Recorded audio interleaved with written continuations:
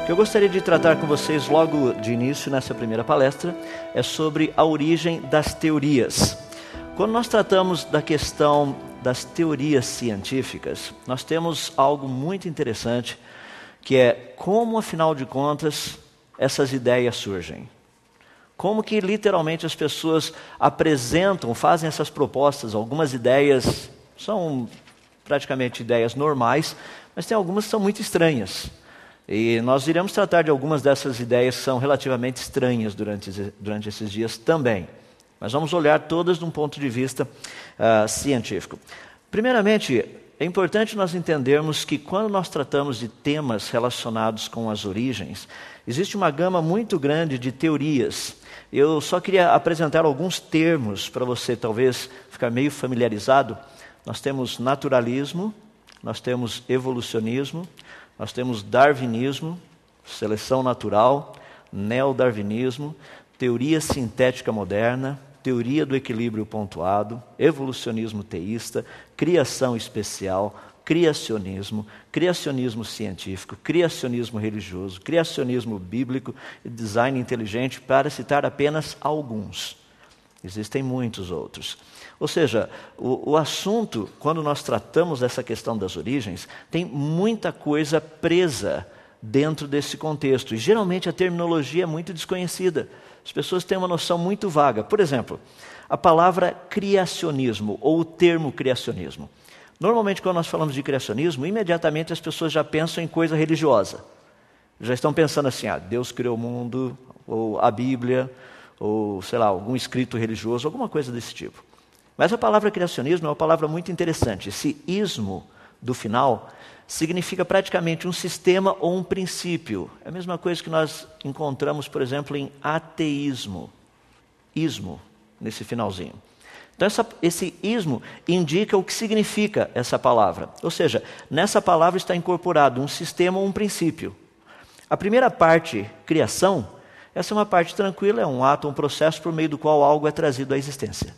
Então nós temos duas palavras juntas, formando um conceito.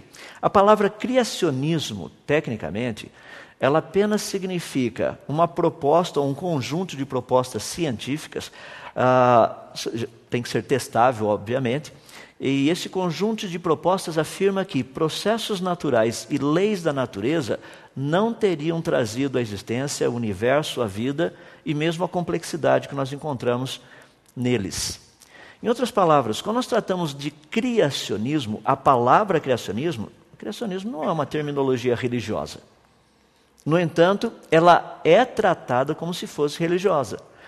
Eu digo isso porque algumas das minhas oportunidades de falar em universidades por aí, eu já fui apresentado em algumas delas como padre ou pastor, porque eu fui falar do criacionismo. Mas a proposta do criacionismo, a proposta em si, não é uma proposta religiosa. Eu não vou entrar em detalhes em toda aquela terminologia, mas eu vou pegar de toda aquela terminologia 3 termos que são muito importantes para que nós entendamos o significado desses termos. O primeiro deles, que é a ideia de criacionismo, está relacionado com 3 possibilidades desse termo. É por isso que nós temos que usar um adjetivo para esclarecer que tipo de criacionismo. Nós temos praticamente o criacionismo científico, nós temos o criacionismo religioso e nós temos o criacionismo bíblico. 3 tipos de criacionismos diferentes. O criacionismo científico, ele preocupa-se apenas com pesquisa científica. Não existe nenhum interesse por parte das pessoas que trabalham no criacionismo científico em tentar provar que Deus existe, ou mesmo tentar provar que Deus criou o mundo, coisas desse tipo. Não é o alvo. Ele trabalha com pesquisas científicas. Existe uma questão muito interessante a respeito disso. À medida que nós desenvolvermos as palestras, eu creio que o ponto irá ficar muito claro. Muitas pessoas falam assim, mas trabalha com pesquisa científica para quê? Para provar que Deus existe? É impossível provar que Deus existe. Obviamente não é esse tipo de pesquisa científica. Então nós vamos procurar entender um pouquinho mais do que significa essa pesquisa científica do criacionismo científico. Mas existe um outro tipo de criacionismo também, que é o criacionismo religioso. Esse criacionismo, ele é temático, são vários deles. Geralmente esses criacionismos são apresentados da seguinte forma: eles procuram explicar por que um determinado Deus ou uma determinada divindade teria trazido à existência o universo e a vida. Essa é a ideia principal dos criacionismos religiosos. No entanto, existe que é o criacionismo bíblico, que não é um criacionismo religioso. O criacionismo bíblico, ele é diferente porque ele não é temático, ele é descritivo. Ele simplesmente diz o que o Senhor Deus fez no dia 1, no dia 2, no dia 3, no dia 4. Ele não tenta explicar por que Deus criou o mundo. Não existe isso. Se você tem dúvida, é só ler os 2 primeiros capítulos de Gênesis, você irá perceber que não existe nenhuma menção do porquê as coisas foram criadas. Apenas nos é dito o que foi criado e quando foi criado, em qual ordem as coisas foram criadas. Portanto, existe uma diferença entre o criacionismo científico, religioso e o bíblico. Para deixar um pouquinho mais claro, o criacionismo científico, ele não trabalha com pressuposições ou pressupostos religiosos.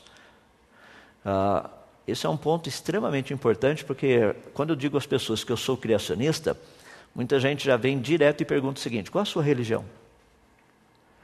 Por quê? Não existe uma ideia ainda formada nas mentes das pessoas de qual criacionismo nós estamos tratando. Se eu chego e falo, olha, eu sou criacionista e eu trabalho com o criacionismo científico. As pessoas falam, mas isso existe, criacionismo científico? Em qual seminário você vai? Você não vou em seminário nenhum, nós trabalhamos em laboratório com essas coisas. Então as pessoas têm uma tendência de entender que o criacionismo científico ele não trabalha com pressupostos religiosos, embora ele possua implicações religiosas. Teorias científicas normalmente elas possuem implicações religiosas. Apenas para deixar claro, uma teoria que tem uma implicação religiosa muito grande, muito forte, é a teoria quântica, a física quântica. Quando nós trabalhamos com a física quântica, nós trabalhamos com aquilo que são chamados de níveis de energia. Você tem, por exemplo, um elétron, esse elétron pode ter ou esse nível de energia, um outro nível de energia mais aqui em cima, um outro nível de energia, ou seja, são níveis discretos de energia. Não existe um nível de energia entre esse daqui e aquele ali. O elétron tem essa quantidade de energia ou ele tem aquela quantidade. Aqui no meio não tem nada. Seria mais ou menos como se você pegasse um elétron e você tentasse fazer o elétron dar uns pulos. Então você vai colocando energia no elétron esperando que ele vá subindo devagarzinho. Ele não sobe, ele fica parado no mesmo lugar. Você vai colocando energia, de repente ele faz assim, ó, ele dá um pulo. Isso é a física quântica. Em outras palavras, física quântica trabalha com esses saltos. Qual seria a implicação religiosa dessa teoria? A resposta é simples, é o hinduísmo. O hinduísmo trabalha com castas. Ou você é isso, ou você é isso, ou você é isso, ou você é aquilo, e não existe nada aí no meio. Agora, não é porque a teoria quântica ela possui implicações religiosas que ela não é científica. É isso que nós estamos tratando. O criacionismo científico, ele não trabalha com pressuposições religiosas, trabalha com propostas científicas, estudando leis da natureza, processos naturais. No entanto, ele possui implicações religiosas. No entanto, isso não há nenhum problema. A parte da ciência, existe um bom embasamento científico? Sim. Trabalha com leis, trabalha com processos naturais que a ciência conhece? Sim. Pronto. As implicações religiosas, não é papel da ciência ficar estudando esse tipo de coisa. Já o criacionismo religioso, ele trabalha com pressupostos religiosos e eu posso afirmar que eles não possuem implicações científicas. Porque eles tentam explicar por que uma determinada divindade criou o mundo, teria criado o ser humano, teria criado a vida e coisas desse jeito. É o tipo de coisa que não é testável. Então, os criacionismos religiosos, eles trabalham com pressupostos religiosos, mas não possuem implicações científicas. Já o criacionismo bíblico, ele trabalha com pressupostos religiosos. A existência de Deus, que Deus criou o mundo. A questão da diferença do criacionismo bíblico para o criacionismo religioso é que o criacionismo bíblico, ele possui implicações científicas reais. As pessoas têm um pouco de dificuldade de entender essa parte. Falam assim, não, mas não é possível provar que Deus criou o mundo. Eu falei, exatamente, foi o que eu disse na primeira parte. Ele trabalha com pressupostos religiosos. Não, mas ele possui implicações científicas reais? Claro que sim. Você pega, por exemplo, no relato bíblico, no 3º dia, ali nos é dito que Deus diz o seguinte, ajuntem-se as águas num só lugar e apareça a porção seca. Observe que é singular, não é plural. não são as porções secas. Se fosse as porções secas, você teria vários continentes. Como a Bíblia usa o singular, a porção seca, ela está se referindo a um único continente. Em outras palavras, quando esse planeta foi criado, segundo a Bíblia, ele tinha um único continente. Eu não preciso perguntar para você qual é o nome do continente, porque eu creio que você já estudou isso em ciências. Ou seja, a proposta bíblica, ou seja, o criacionismo bíblico, ele possui implicações científicas reais. Seria possível provar cientificamente que o Deus da Bíblia criou o mundo? Não. Mas todas as afirmações que a Bíblia faz nesse sentido, elas têm implicações científicas, são reais. Portanto, o criacionismo científico, ele baseia-se apenas em evidências lógicas, leis e testes científicos. Já o criacionismo religioso não está relacionado com a ciência. O próprio nome diz, religioso. Mas o criacionismo bíblico, ele não deve ser contra evidências lógicas, a lógica, leis e testes científicos. Então é só para você ter uma noção do quanto existe por trás da terminologia. Imagina se nós fôssemos tratar de cada uma delas ali, eu precisaria praticamente de uma conferência só para tratar dos termos, da terminologia. É por isso que nós estaremos focando num tema, num aspecto específico, no caso do criacionismo científico. É muito importante que nós pensamos a respeito disso, porque o criacionismo científico, ele oferece uma proposta científica e histórica no que diz respeito às origens. E essa proposta, não somente ela é científica, histórica, mas ela também é relevante. Ou seja, existe uma estrutura de pensamento, uma estrutura de raciocínio, que é o que nós estaremos estudando durante essa conferência. Agora, afirmar que o criacionismo científico é religião, isso demonstra falta de conhecimento. Então nós precisamos entender um pouquinho mais a respeito disso. Dito essas coisas, vamos parar de pensar um pouquinho a respeito das teorias relacionadas com as origens. Eu não sei quantos de vocês já pararam para pensar, mas, afinal de contas, como tudo começou? Aqui estamos nós, nesse tempo, nesse ano, e atrás, lá atrás. O que aconteceu? Há quanto tempo atrás? Como que as coisas começaram? Qual foi o início de todas as coisas? Quando nós tratamos dessas questões das origens, vocês vão perceber que essas propostas não são propostas novas. Lá na Grécia Antiga, cerca de mais ou menos uns 600 anos antes de Cristo, já haviam discussões acaloradas a respeito dessas duas tendências principais. Tendências que nós chamamos de cosmovisão. Okay? Então, a cosmovisão criacionista e a cosmovisão naturalista. Havia um grupo de pensadores gregos que acreditava que o mundo e a vida teriam surgido espontaneamente. Já havia um outro grupo de pensadores gregos que diziam, não, o universo e a vida não surgiram espontaneamente. Isso daí só pode ter sido criado. Desses dois grupos, é muito interessante você notar alguns dos elementos, ou seja, alguns dos filósofos que participaram dessa discussão. Obviamente, nós estamos falando de séculos, mas a discussão era uma discussão extremamente pertinente. Por exemplo, nós temos Tales de Mileto, que foi um grande filósofo grego. Ele viveu cerca de mais ou menos 600 anos antes de Cristo. E o impressionante é que a frase que ele cunhou é usada até hoje dentro da ciência. Tales de Mileto fez a seguinte proposta, que o mundo teria evoluído da água por meio de processos naturais. Essa não é uma proposta que foi apresentada um pouco mais de 150 anos atrás por Charles Darwin.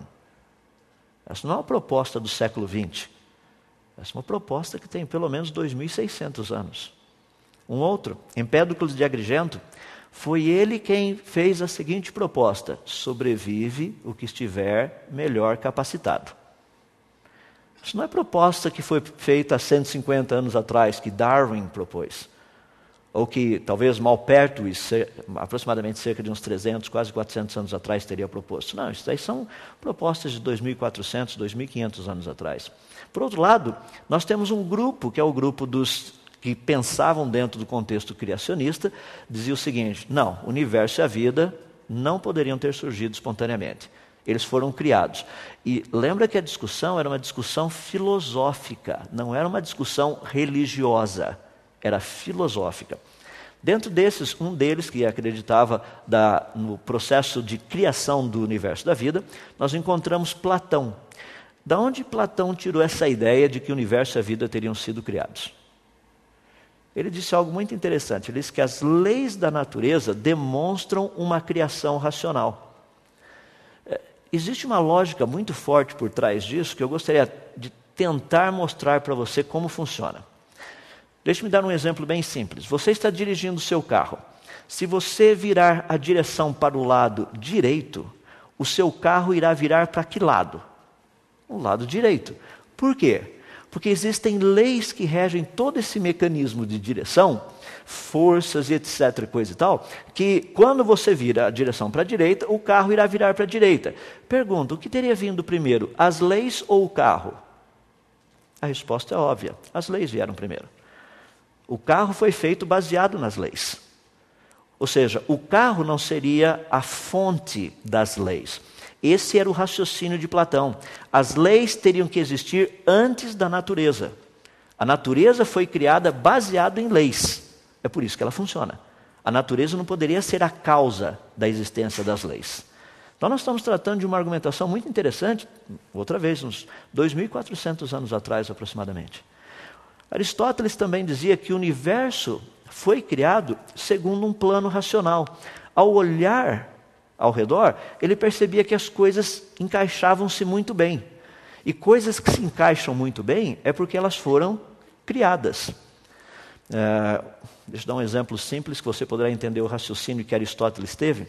Eu vou colocar em termos atuais. Obviamente, naquela época eles não tinham parafuso, não como nós temos hoje, tinham umas coisas semelhantes a parafusos naquela época. Mas imagina que eu pedisse a você para consertar um determinado que está quebrado e tem um parafuso e uma porca que você precisaria para colocar ali. E eu lhe desse uma caixa de ferramentas cheias de parafusos e porcas dos mais diferentes tamanhos e, sei lá, dimensões. Eu pedisse para você pegar qualquer duas delas e tentar colocar e arrumar o negócio. Se você pegasse apenas um parafuso e uma porca, sem ter certeza que os dois se encaixam, a coisa funcionaria? Agora, por que uma porca teria exatamente o mesmo diâmetro e a mesma rosca do parafuso? É porque ela foi planejado. Foi esse tipo de raciocínio que Aristóteles teve ao olhar a natureza e contemplar essa sincronia que existe na natureza. Ele chegou a essa conclusão dizendo: o universo só pode ter sido criado. Agora, por que os gregos possuem essas duas áreas de trabalho, o naturalismo e o criacionismo? Porque, no fundo, a filosofia grega, eu estou usando Leucipo, praticamente ele viveu no século V a.C., ele dizia o seguinte: nada acontece casualmente, existe uma razão necessária para tudo. Então os gregos estavam querendo achar qual era a razão primeira da existência de todas as coisas. No fundo eles estavam fazendo a mesma pergunta que nós nos fazemos: como tudo começou? Como tudo isso teria vindo à existência? Então o que nós temos aqui é uma questão muito interessante de praticamente, pelo menos uns 2.400, 2.500 anos aí de propostas. Gostaria de apenas colocar algo para você pensar. Os naturalistas gregos ou os criacionistas gregos, qual desses dois grupos tinha razão? É muito interessante porque as pessoas chegam e falam assim: não, agora com toda a ciência que nós temos, fica fácil dizer qual dos dois tinha razão. E é por isso que é extremamente importante a gente trabalhar dentro desse congresso que nós estamos fazendo, para você entender e conhecer um pouquinho mais quem ou qual desses dois grupos estava correto. Dentro do contexto do criacionismo histórico, muitas pessoas tem uma perspectiva um tanto quanto que equivocada dos cientistas criacionistas do passado. Eu até costumo, de vez em quando, nas palestras que eu dou em algumas universidades, fazer a pergunta para vocês: alguém poderia citar um nome de um criacionista que você conhece? Um criacionista que tenha sido um grande cientista do passado? E tem algumas pessoas que ficam assim pensando e não vem praticamente ninguém à mente. Para os cristãos vêm nomes bíblicos. Mas eu não estou falando de nomes da Bíblia, estou falando de pessoas do passado, talvez um passado não tão remoto, esses últimos 400, 300, 400 anos, pessoas que estavam envolvidos com a área da ciência e que tinha um posicionamento criacionista. Deixe-me citar apenas alguns nomes para você entender. Nós temos, por exemplo, Francis Bacon. Francis Bacon foi praticamente quem inventou o chamado método científico que é utilizado até hoje. Bacon era criacionista e a razão dele ter criado o método científico era para separar, para poder distinguir aquilo que é real daquilo que é mito. Então ele criou toda uma estrutura de pensamento e raciocínio dentro desse contexto. E é interessante porque Francis Bacon, num dos seus escritos, ele disse o seguinte: eu prefiro crer que todos os livros que tratam de lendas são verdadeiros, ou que essas lendas seriam verdadeiras, do que aceitar que o universo e a vida teriam sido frutos do acaso. Bacon deixou escrito isso como parte do seu posicionamento oficial. Ele era criacionista. A lista seria uma lista bem grande, estou apenas colocando alguns deles.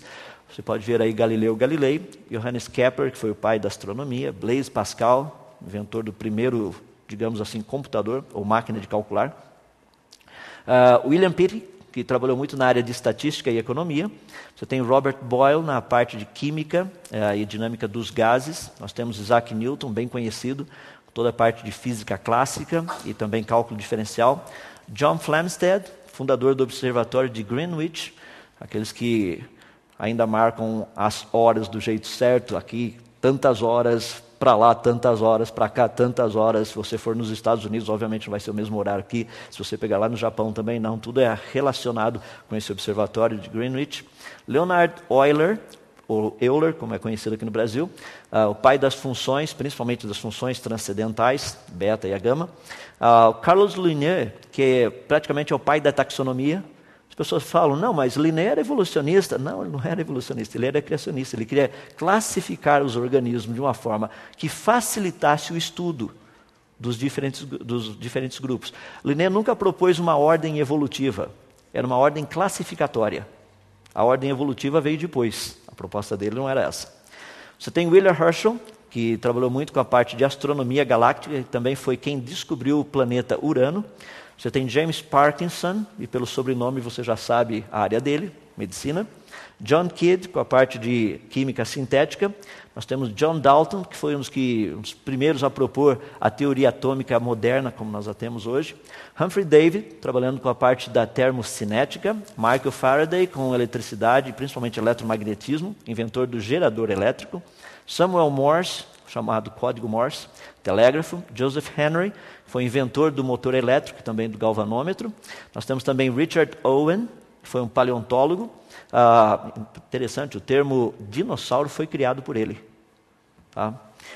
Você tem também James Prescott Joule, termodinâmica. Você tem também James Clerk Maxwell, na parte de eletricidade e magnetismo. George Stokes, na parte mecânica dos fluidos. Gregor Mendel, na parte da genética.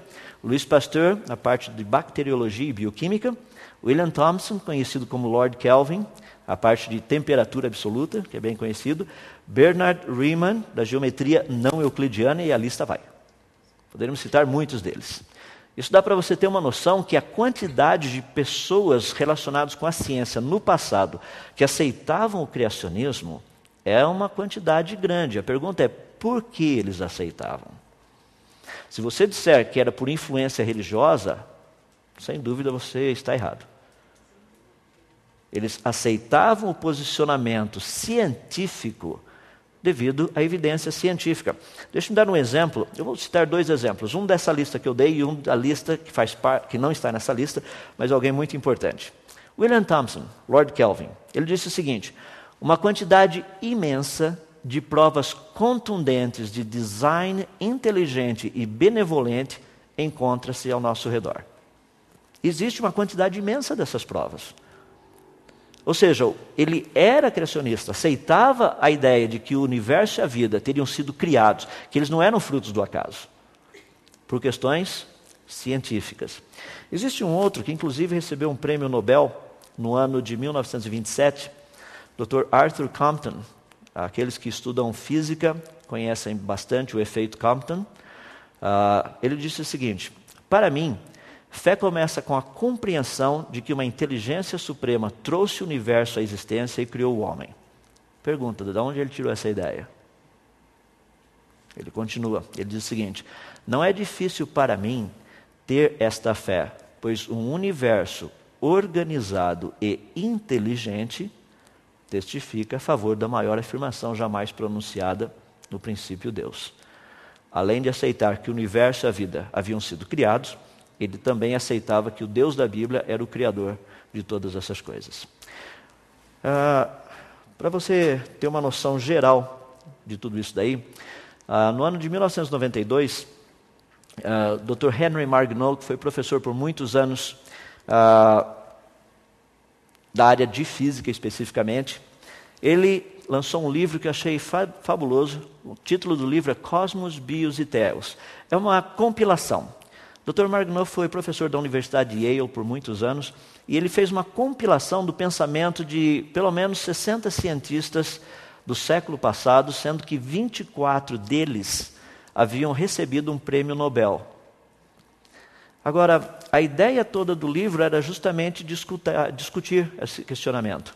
E é impressionante porque a ênfase que o livro todo dá, num certo sentido, você encontra nessa frase que é espetacular. Ele diz o seguinte: só uma resposta convincente para explicar a enorme complexidade e as leis do universo. Qual seria ela? Qual seria a resposta de 60 cientistas do século XX, 24 dos quais ganharam um prêmio Nobel, receberam um prêmio Nobel? Olha a resposta: a criação por um Deus onisciente e onipotente. Em outras palavras, quando nós tratamos dessa ideia de criacionismo, nós não estamos tratando de questões religiosas. Existe uma quantidade muito grande de evidência que nos leva nessa direção, nos auxilia a pensar desse jeito. Nós temos certas áreas que são áreas intuitivas. Eu, por exemplo, se eu lhe perguntasse, o meu óculos, ele foi criado ou ele surgiu espontaneamente? Eu creio que ninguém iria gastar os próximos 50 anos pesquisando se o meu óculos teria sido criado ou se ele teria surgido espontaneamente. Agora, por que você já quase que imediatamente, naturalmente, espontaneamente, intuitivamente, você diria, seu óculos foi criado? Por quê? É porque você não vê a natureza produzindo óculos. Você não sai por aí e encontra uma árvore de óculos. Você não sai por aí, vai na praia e você percebe lá um pouquinho de areia, esse pouquinho de areia fica lá, daqui a pouco cai um raio, esse pouquinho de areia vira, por exemplo, um pedaço de vidro, e esse pedaço de vidro, à medida que a onda do mar vai e vem, vai pulindo o vidro, vai dando formato no vidro, e daí por alguma razão misteriosa, ferro ali por perto derrete, ele forma certinho em volta do vidro, encaixa tudo direitinho, daí as perninhas por alguma razão vão... Ou seja, você entendeu o espírito da coisa? Esse é o ponto que é importante. Nós olhamos a natureza, nós estudamos a natureza, nós sabemos o que a natureza, por meio das suas leis e dos seus processos naturais, o que a natureza tem condição de fazer e o que ela não tem condição de fazer. Baseado nesse conhecimento, é que muitos cientistas dizem o universo e a vida foram criados. Então, quando nós pensamos em termos dessas teorias todas, essas ideias, vamos parar e pensar um pouquinho no mecanismo de tudo isso. Eu queria dar algumas sugestões para vocês. Por exemplo, quando nós tratamos teorias, nós temos que fazer observações. Eu acabei de mencionar alguns exemplos aí. Você não acha uma árvore de óculos, obviamente, mas você acha árvores de outras coisas. Você tem condição de ver muita coisa interessante. Eu queria usar um exemplo bem prático, que é o seguinte. Imagina que nós quiséssemos estudar a questão da chuva. Formando assim um tempo muito negro de chuva, parece que vai chover bastante. Então nós queremos aprender um pouquinho ali. E você percebe que existe alguns eventos, alguns fenômenos que ocorrem normalmente quando existe chuva. Você percebe que tem um tipo de nuvem específico. Você percebe que algumas vezes tem raios, e quando tem raios tem trovão. Você percebe que à noite, quando está formando aquele tempo de chuva, existem relâmpagos. Mas você percebe algumas vezes também que noites que não tem nuvem nenhuma também tem relâmpago. Daí você vai tentar associar todos esses itens. Dentro da ciência é justamente isso que nós precisamos fazer. Nós precisamos olhar as evidências, olhar os fenômenos, estudar e ver se existe algum tipo de relacionamento entre eles. Quer ver um exemplo que é muito interessante? Eu gosto de colocar isso daí, porque todos nós somos bons cientistas. Você é, eu também, o pessoal que está nos ouvindo também. Olha que interessante. Você chega na sua casa, aquele vaso espetacular que você ganhou de presente, que é caríssimo, está lá no chão em 500 milhões de pedaços, quase atomizado. E você pergunta para o seu filho, que está segurando uma bola de futebol, e pergunta a ele o seguinte: o que aconteceu? A resposta dele é a seguinte: o vaso caiu. Eu quero dizer para vocês que vasos não caem. Vasos são derrubados. Não existe vaso com problema psicológico tendente ao suicídio, eles pulam do lugar onde eles estão e se matam. Ou seja, nós sabemos que certas coisas têm alguma coisa por trás. É isso que a ciência procura fazer. Nós precisamos descobrir o que produz isso, o que teria produzido aquilo. Quando nós juntamos essas ideias todas, daí nós podemos chegar a algumas conclusões. Isso é praticamente o que eu acabei de dizer agora. Nós estabelecemos isso na ciência, trabalhamos com isso, dentro daquilo que é chamado de método científico. Eu vou resumir, para ficar bem fácil. O método científico, ele primeiro faz observações. Então nós vamos lá e ficamos observando uma determinada coisa. Vemos como que esse negócio, o que acontece ali. Quantas vezes acontece? Com qual frequência acontece? E se acontece quando isto está presente e se acontece quando aquilo está presente. Ou se não acontece quando isso está presente, ou se não acontece quando aquilo está presente. Ou se não acontece quando os dois estão presentes. Ou se acontece quando os dois estão presentes. Então o que nós fazemos? Nós fazemos observações. Depois de observar, nós fazemos aquilo que nós chamamos de hipótese. Tentamos dar uma explicação. Pelo menos uma explicação básica. Essa proposta, no caso a hipótese, ela não necessita ser testável. Nós apenas estamos expressando aquilo que nós achamos. Depois de avaliarmos bem essa hipótese, nós temos que formulá-la de uma maneira que ela se torne uma teoria. Daí sim, como teoria, ela precisa ser testável. Daí nós precisamos lá e fazer um teste, ver se ela funciona ou não. E por fim, se essa teoria, nós percebemos que ela funciona e ocorre em todas as vezes, nós transformamos essa teoria naquilo que nós chamamos de lei.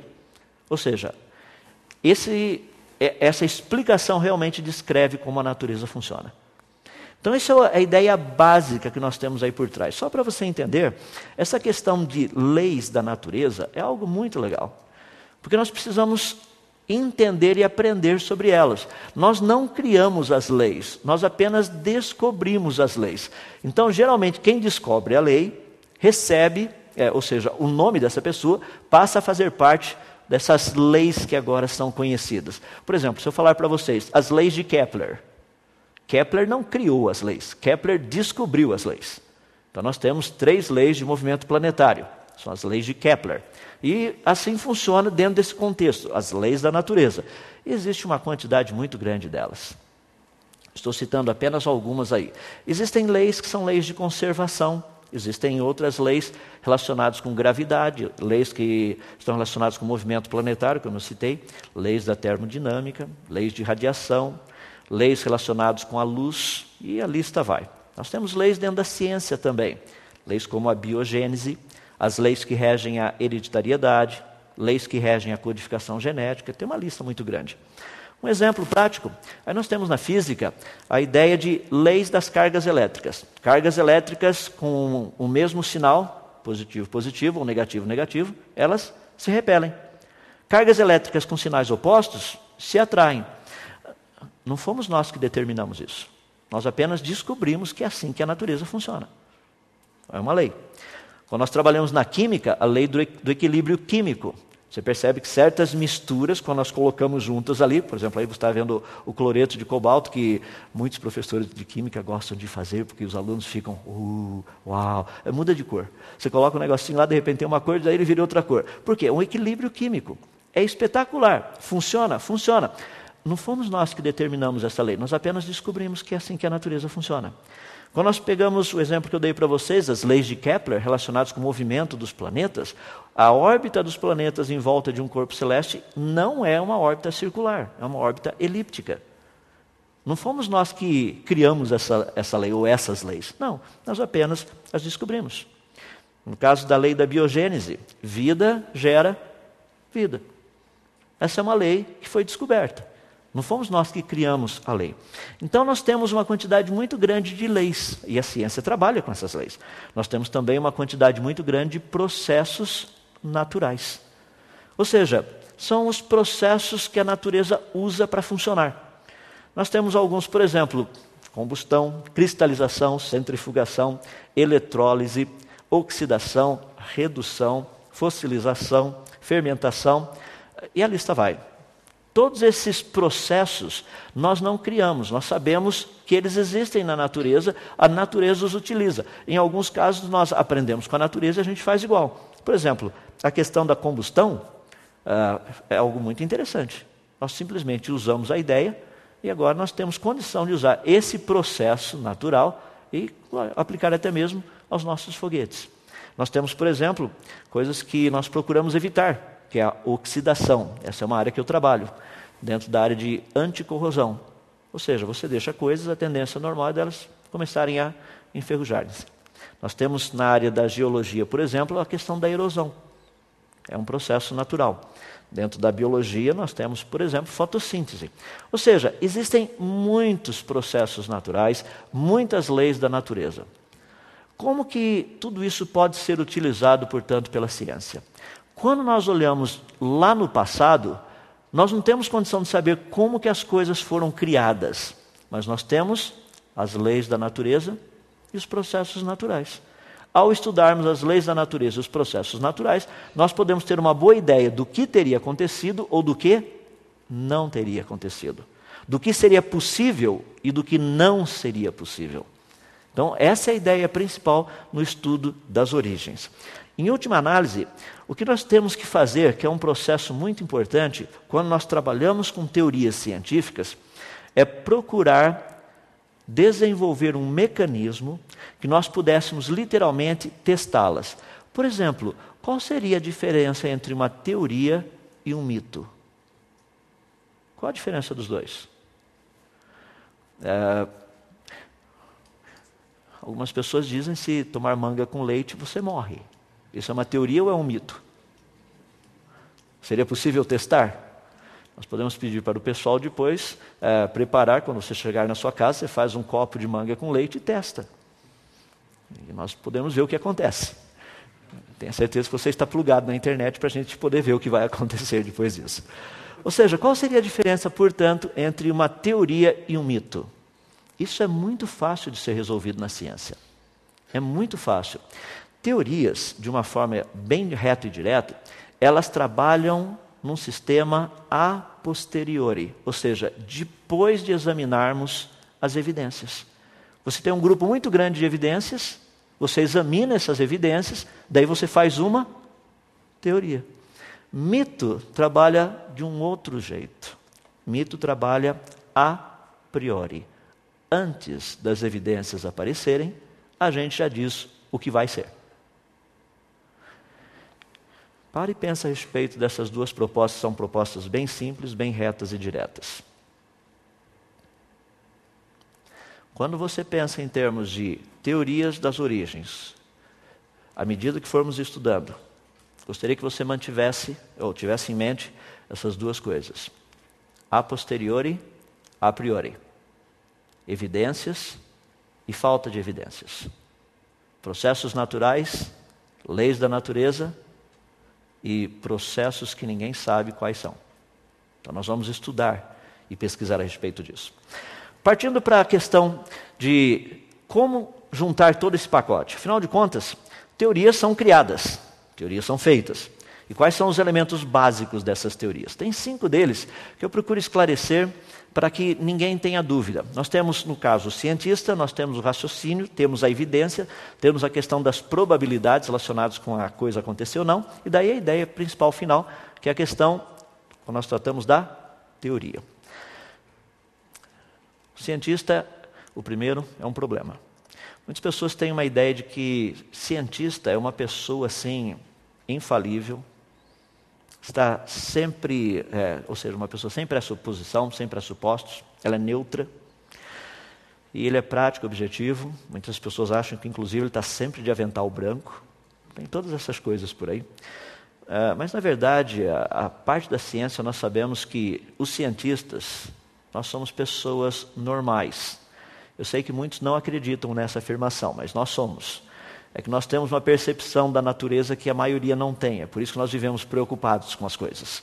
As pessoas acham que está tudo bem por aí. De vez em quando passa um meteoro por aqui, fica todo mundo assustado. A gente está assustado o tempo todo com isso. Não só quando eles passam. Quando eles também não passam, nós estamos assustados. Ou seja, quando nós tratamos essa questão específica do cientista, nós precisamos entender que cientistas também erram. Teorias, muitas vezes, são refutadas. Nós, muitas vezes, não gostamos disso. Mas essa é a realidade. Estou dando um exemplo bem simples aí, Albert Einstein, mostrando quem é o de verdade e quem é o de brincadeira. O de verdade está de paletó e gravata. O bonequinho que está literalmente com um jaleco branco, esse é só o bonequinho. Ou seja, vamos entender que quando nós tratamos de ciência, não é porque o cientista disse. Não é assim que funciona. Quando a coisa foi testada, aquela proposta foi testada, daí sim nós podemos ter um conhecimento mais amplo. Temos também o contexto, que é uma parte extremamente importante do raciocínio. Esse é um exemplo que ajuda demais a entender como que muitas vezes o raciocínio, embora sendo lógico, 3 pontinhos. Olha só, Zenão, ou Zeno, como ele é conhecido, foi um grande pensador grego. Ele disse o seguinte: eu consigo provar que você, saindo daqui, você jamais conseguiria chegar, por exemplo, na sua casa. A ideia que ele nos deu foi justamente essa. Imagina que você está no ponto E e você teria que ir até o ponto Z, que é a sua casa. Então vejamos como funciona.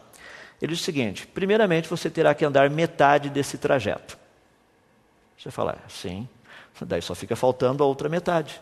Daí eu chego em casa. Ele falou, não, ainda não. Porque para você poder atravessar essa metade agora que você tem, primeiro você terá que atravessar a metade dela.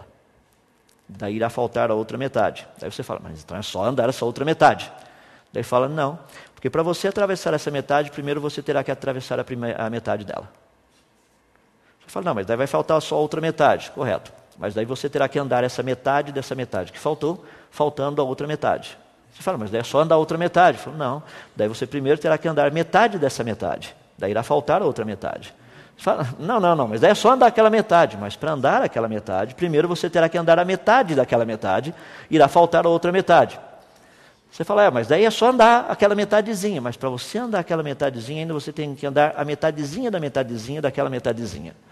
Vai faltar a outra metadezinha. Você fala assim, peraí, eu sempre vou ter que andar uma metade. A pergunta é, seria possível alguém chegar lá se sempre você teria uma metade ainda para ser andado? Independente de quão pequeno for. É o que eu brinco com as pessoas. Imagina que você está num edifício pegando fogo, você tem que saltar desse prédio para o outro. A distância é de 2,90 metros. E você consegue pular 2,89 metros. Eu acho que você não vai cair no outro prédio. Matematicamente eu posso dizer que nós vamos ouvir coisas fabulosas a teu respeito, tudo que você fez na sua vida e coisas assim. Em outras palavras, você teria que percorrer a distância toda para chegar lá. Quando as pessoas olham para esse paradoxo do Zeno, eles dizem o seguinte, rapaz, mas esse é um paradoxo extremamente interessante, porque ele é lógico. Correto. Esse é o ponto que eu gostaria de tratar. O fato dele ser lógico significa que ele está correto? Não. Nem todo raciocínio lógico está correto. O raciocínio é lógico, só não está correto. Tanto é que nós podemos usar a matemática e mostramos claramente. Aí você tem uma sequência muito interessante, você vai vendo como que funciona as metades, somando uma metade, mais outra metade, mais outra metade. Ou seja, dá para a gente resumir, isso daí é uma série geométrica infinita, ela é convergente. Se você gosta da teoria dos limites e trabalhar com limites, você pode fazer todos os cálculos, mostrando que uma somatória infinita de metades é o número 1, ou seja, é o completo. Essa é uma das áreas que eu gosto, matemática. Tem condição de você somar coisas absurdas por aí. Um número infinito. Como é que você soma um número infinito? É só pegar o primeiro e o último. Aí você fala, mas como que é o primeiro e o último? Por exemplo, entre o número 1 e o número 2 existe um número infinito de números. Mas é possível somar os dois. Se você não entendeu isso, não se preocupa. Raciocínio é algo importante. Nós temos aí, por exemplo, a coluna geológica. Dentro da coluna geológica, a ideia que nos foi passada é que essas camadas de rochas que nós encontramos no solo no planeta Terra seriam camadas que teriam sido produzidas ao longo da história do planeta. O raciocínio é lógico? Sim. A pergunta é, ele está correto? Então, quando nós olhamos um raciocínio como esse, nós percebemos que existem fósseis de troncos de árvores, que são fósseis poliestratificados. Eles atravessam várias camadas dessa coluna geológica. Então, nós sabemos que, embora o raciocínio seja lógico, ele não está correto. Nós vamos trabalhar um pouco mais com isso lá na frente. Uma outra área que é importante dentro dessa questão de desenvolvermos uma boa teoria está relacionada com a questão das evidências. Por exemplo, suponhamos que eu queira desenvolver um método simples, bem simples, para obter raiz quadrada de alguns números. Raiz quadrada é uma operação matemática. Mais especificamente, raiz quadrada de 4 algarismos. Se você esqueceu o que é raiz quadrada, é só achar um número que multiplicado por ele mesmo dá o valor daquele número que você quer achar a raiz quadrada. Vamos tornar a coisa simples. Raiz quadrada de 100. Que número multiplicado por ele mesmo dá 100? É o 10. 10 vezes 10 dá 100, portanto a raiz quadrada de 100 é 10. Essa é a ideia. Então vamos procurar achar uma metodologia que nos permita ter raiz quadrada, literalmente, de números de 4 algarismos, ou seja, que vão de 1000 até 9.999. Aí você tem um deles, 2025, raiz quadrada é 45. Deixa eu me dar uma dica de como fazer isso. Se você pegar 2025 e dividir bem no meio, você tem 20, tem 25, se você somar os dois dá 45, que é exatamente o valor da raiz quadrada. Esse é um método espetacular. A gente trabalha com isso o tempo todo. Um outro exemplo disso, 3025. Raiz quadrada de 3025 é 55. Se você dividir de novo no meio, você tem 30 com 25, e 30 mais 25 dá 55, que é exatamente o valor da raiz quadrada. E se você acha que isso só funciona com 5, eu quero mostrar que funciona também com aquilo que não é 5. Raiz quadrada de 9.801 é 99. Se você dividir novamente no meio, você tem 98 mais 1 dá 99, perfeito. Ou seja, existem evidências. Eu poderia dizer para você o seguinte, está aí uma metodologia de você achar raiz quadrada de números que vão de 1000 até 9.999. E daí você sai feliz da vida daqui, fala assim, que bom, segunda-feira vou matar meu professor de matemática porque ele não me ensinou isso. O que ele me ensinou foi um pouquinho diferente dessas coisas. No entanto, se você fizer a sua pesquisa um pouquinho mais aprofundada, você vai descobrir, por exemplo, números como 1024, que a raiz quadrada é 32. Se você usar a metodologia e dividir bem ao meio, você tem 10 mais 24, que daria 34. Só que a raiz quadrada é 32. Você fala, poxa, mas deu perto. Estava indo tão bem. Raiz quadrada de 2500 é 50, só que 25, dividindo em duas partes. 25 mais 0 dá 25. Raiz quadrada de 5.929 é 77. Só que se você somar 59 com 29, dá 88 e não 77. E as pessoas chegam e falam assim, rapaz, o que aconteceu? Estava indo tão bem. A teoria deveria funcionar. A evidência era boa. O problema é que eu peguei apenas 3 números que eu ofereci a vocês, e são os únicos 3 números de 1000 até 9.999 que esse negocinho funciona. Ou seja, seria possível manipular a evidência? A resposta é sim, é possível manipular evidências. Então nós precisamos pegar o maior número de evidências possível. O maior número. Os 2 últimos pontos que eu gostaria de colocar para você pensar, um deles está relacionado com um aspecto muito importante, que é o que nós tratamos da teoria, a teoria do bolo de chocolate. Essa teoria é uma teoria muito interessante. Eu já tenho citado, creio que você já deve ter ouvido. A teoria seria a seguinte, você chega na sua casa hoje à noite e, adivinha o quê? Tem um bolo de chocolate esperando por você lá. Só que quando você saiu não tinha bolo de chocolate. Então como funciona? Primeira parte da teoria, uma teoria, iria sugerir que alguém que sabe fazer bolos de chocolate foi até a despensa, pegou os ingredientes e preparou um bolo de chocolate. Fez tudo certinho. Ou seja, o bolo de chocolate foi produzido por uma mente inteligente.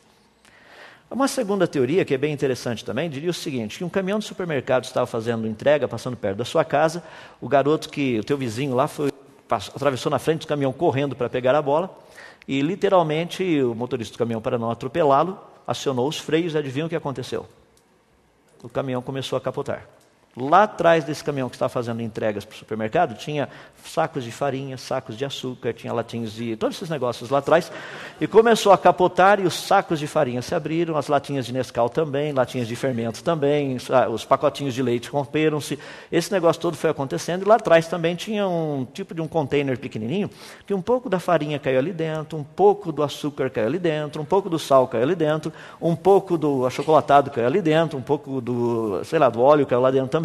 E, por incrível que pareça, os ovos batiam lá em cima e caíam lá dentro também. Foi espetacular a coisa do que estava acontecendo lá atrás. E depois de um certo tempo, esse caminhão parou, pegou fogo. Foi um incêndio. Chamaram os bombeiros chegaram lá, apagaram todo o incêndio, e no meio dos escombros eles encontraram um bolo de chocolate. Como aconteceu em frente à sua casa, eles deixaram um bolo de chocolate lá na sua casa, para resolver o problema de tudo. Eu creio que com essa ilustração daria para você entender especificamente o que nós estamos tratando de criacionismo e evolucionismo. É bem fácil a gente perceber a diferença dos dois. O último ponto que eu deixei para vocês, que eu mencionei, está relacionado com a questão da probabilidade. Pergunta: qual a probabilidade de um caminhão capotando, mesmo tendo todos os ingredientes necessários para fazer um bolo de chocolate, fazer um bolo de chocolate? Essa é a parte que os matemáticos entram, estudam e procuram dizer o que seria possível e o que não seria possível. Então eu creio que você tenha uma noção aí do que nós estaremos estudando e trabalhando durante as próximas palestras. Muito obrigado.